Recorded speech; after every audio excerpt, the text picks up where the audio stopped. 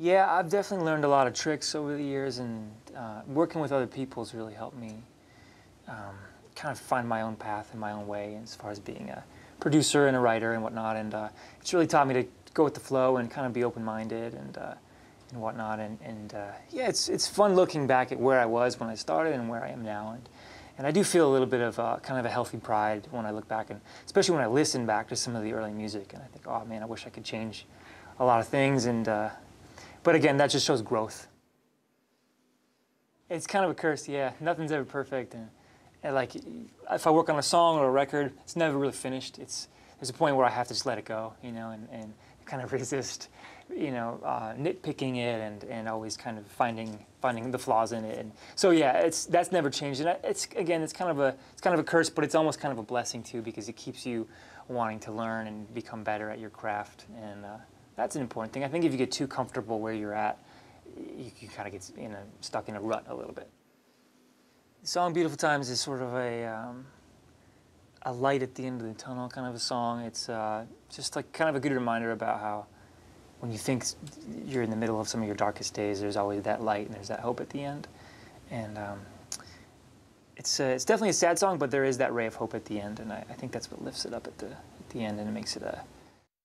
I was just a big fan of Lindsay's as a listener, and it was just kind of a shot in the dark. And I'd done a little bit of writing with her before on a different project, and her name came up, and I just reached out to her and said, "It'd be an honor to work with you on the song."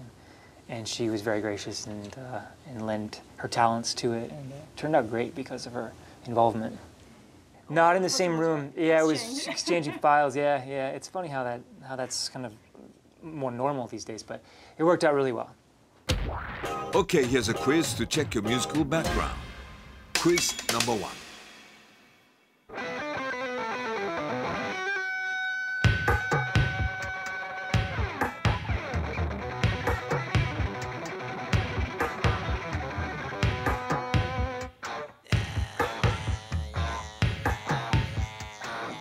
I've heard it, but I don't know the name. I know that little riff, that catchy riff. I remember I used to hear it on the radio at work before I did music. See, he's from my state, I should know that. Oh, strike 2. The next question. That one I know. Was it Enter Sandman? Got it. Oh yeah, thank you very much. Thank you. There's hope for this man. The last question.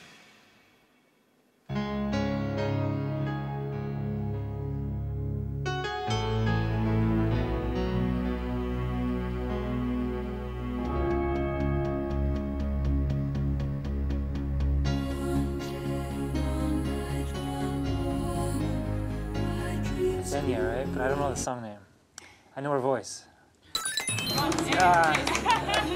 Halfway there. Oh, wow, thank you. Thanks. I would have been 16, 15, 16, yeah.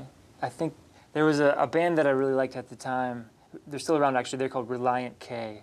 Kind of a rock band. It's kind of a smaller rock band that I really liked, and I'm friends with some of the guys now in that band, which is fun. But that was probably my first show. It's a little bit obscure, but that's the first one I can remember.